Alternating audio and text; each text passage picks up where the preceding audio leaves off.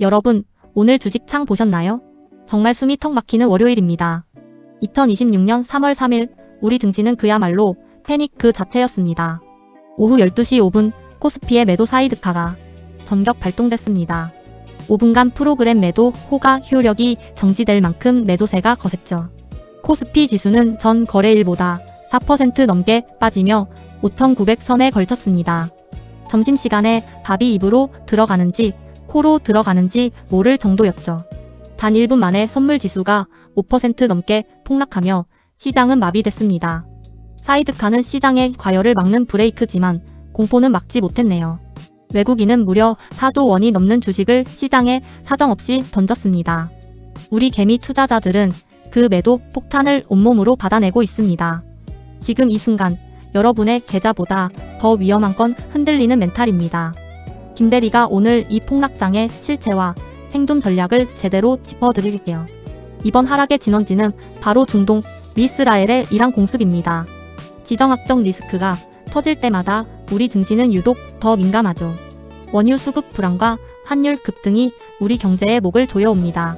달러 환율이 치솟으니 외국인들에겐 한국 주식이 매력 없겠죠.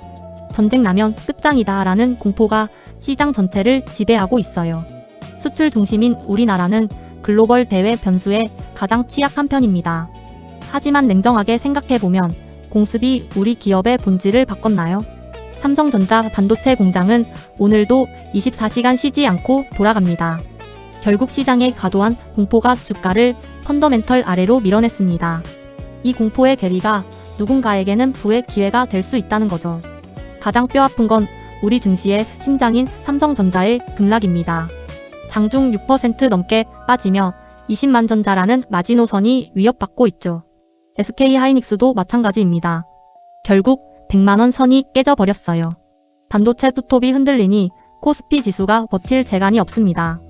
개미들의 희망이었던 대장주들의 추락에 시장은 비명이 터집니다. 삼성전자는 안전하다는 믿음이 공포로 변하는 순간이죠. 기관과 외국인의 매도 폭탄이 시가총액 상위주에 집중되고 있어요. 하지만 반도체 업황 자체가 꺾인 건지 심리가 꺾인 건지 봐야 합니다. 숫자는 거짓말을 하지만 시장의 광기는 가끔 진실을 가리곤 하니까요. 이 위태로운 가격이 누군가에겐 절망이지만 누군가에겐 평단가 축복입니다. 지금 시장에서 가장 무서운 건 외국인들의 거침없는 매도 폭격입니다.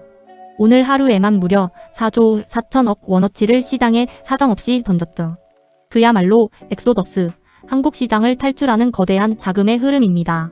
반면 우리 개인 투자자들은 그 물량을 4조 원 넘게 받아내고 있어요.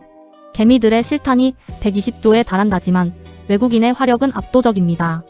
기관마저 관망세로 돌아서며 시장의 방어벽은 한층 얇아진 상태죠.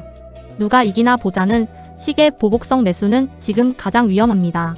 수급의 균형이 무너진 하락장에서는 그 어떤 차트 분석도 무의미하죠. 결국 이 수급 전쟁의 끝은 외국인이 다시 돌아오는 시점에 결정됩니다. 외국인이 던진 게 가치인지 단지 공포인지 우린 구분해야 해요. 이번엔 진짜 망하는 거 아냐?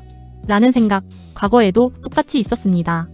2003년 이라크 침공 때도 그랬고 작년 중동 분쟁 때도 증시는 휘청였죠.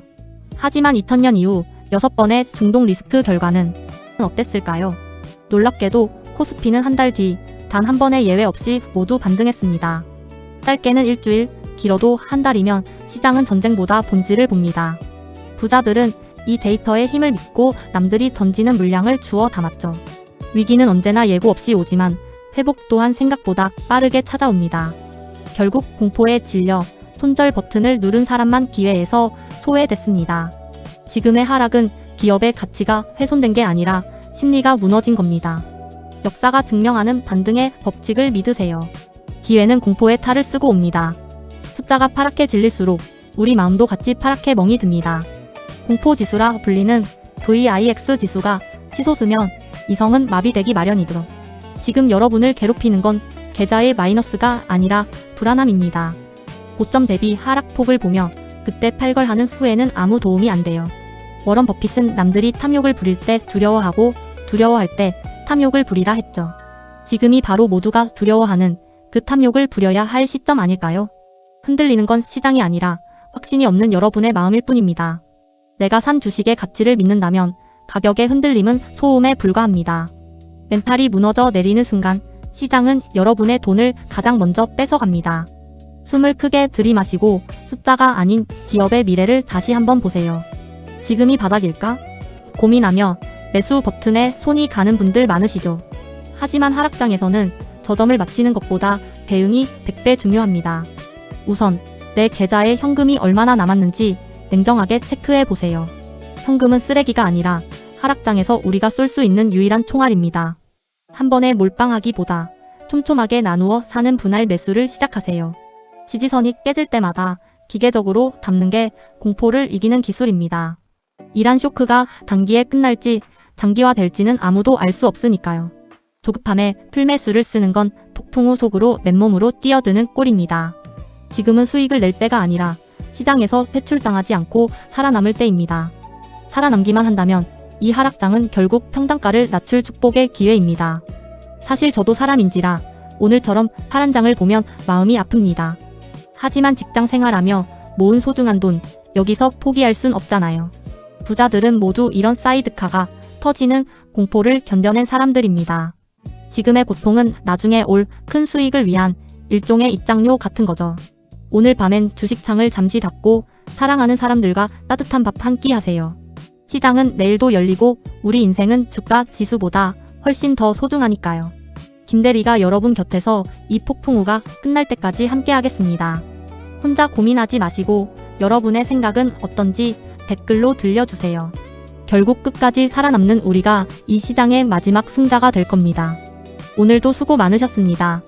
여러분의 머니 멘탈을 응원합니다.